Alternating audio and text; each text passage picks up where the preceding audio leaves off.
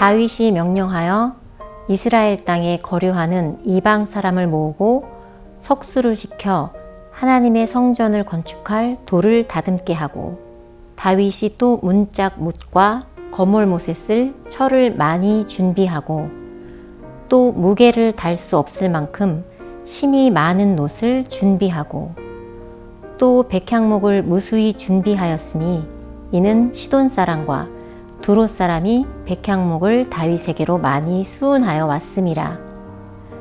다윗이 이르되 내 아들 솔로몬은 어리고 미숙하고 여호와를 위하여 건축할 성전은 극히 웅장하여 만국의 명성과 영광이 있게 하여야 할지라. 그러므로 내가 이제 그것을 위하여 준비하리라 하고 다윗이 죽기 전에 많이 준비하였더라. 다윗이 그의 아들 솔로몬을 불러 이스라엘 하나님 여호와를 위하여 성전 건축하기를 부탁하여, 다윗이 솔로몬에게 이르되 내 아들아, 나는 내 하나님 여호와의 이름을 위하여 성전을 건축할 마음이 있었으나 여호와의 말씀이 내게 임하여 이르시되 너는 피를 심히 많이 흘렸고 크게 전쟁하였느니라. 내가 내 앞에서 땅에 피를 많이 흘렸은즉 내 이름을 위하여 성전을 건축하지 못하리라. 보라, 한 아들이 내게서 나리니 그는 온순한 사람이라.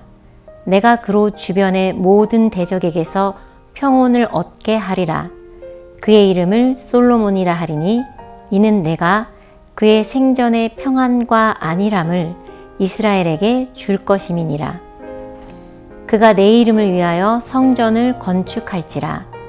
그는 내 아들이 되고 나는 그의 아버지가 되어 그 나라 왕위를 이스라엘 위에 굳게 세워 영원까지 이르게 하리라 하셨나니.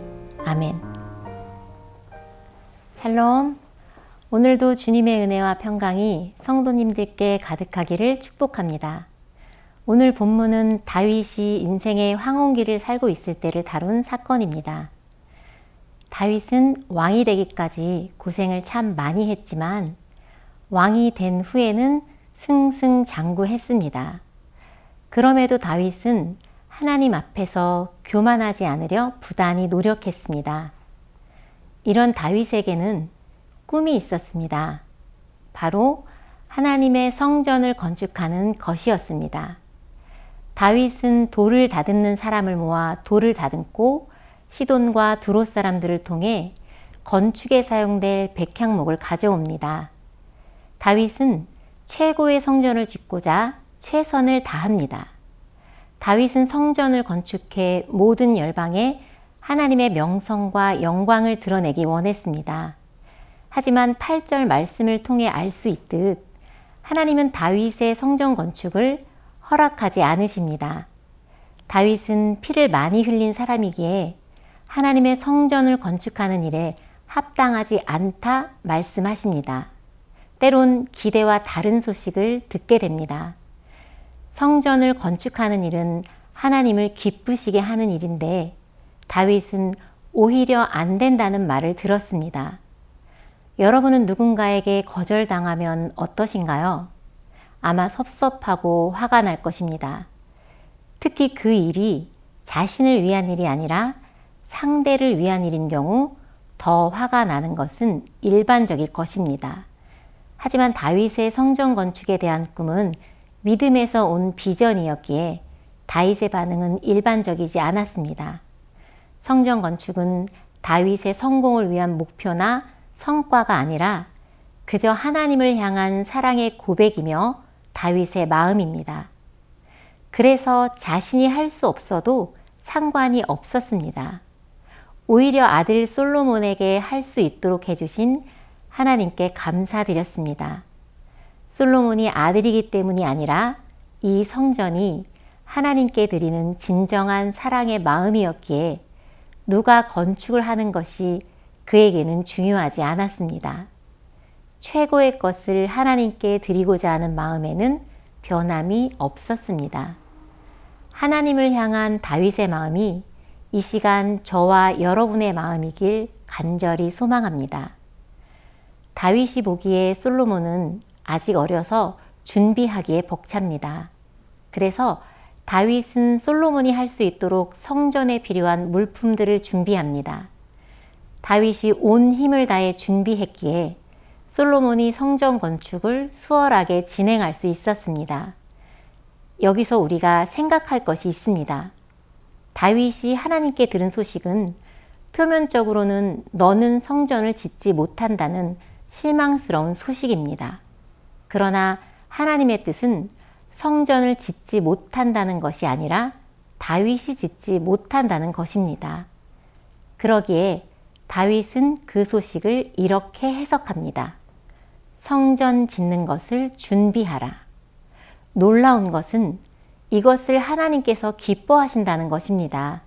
다윗의 마음은 내가 하진 않지만 여전히 하나님의 마음을 알기 원하고 순종하길 원하는 마음입니다. 이것이 비전이고 이것이 진실한 믿음입니다. 오늘 다윗의 모습처럼 그럼에도 불구하고 우리는 기도해야 할 이유가 있습니다. 때로는 본문의 다윗과 같이 우리의 기대가 거절될 때도 있습니다.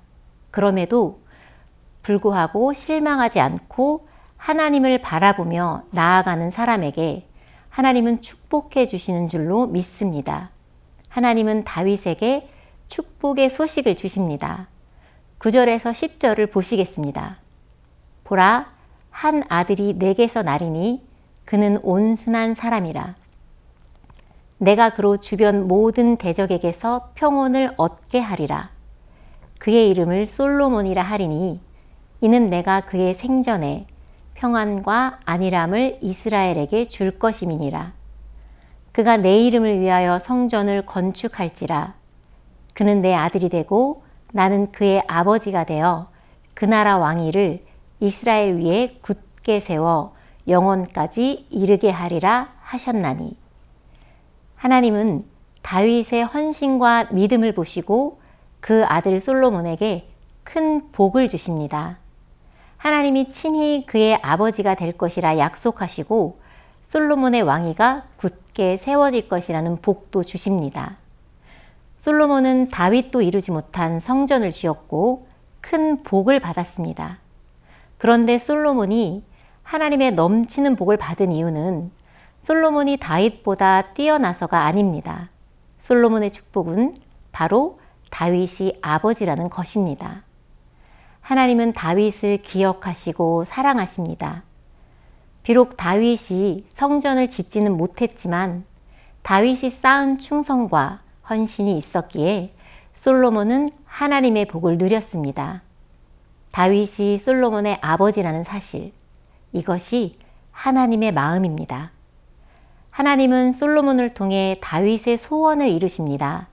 그러나 다윗을 통해 솔로몬이 이 땅에 태어나고 다윗을 통해 솔로몬에게 하나님의 축복이 흘러가게 하십니다.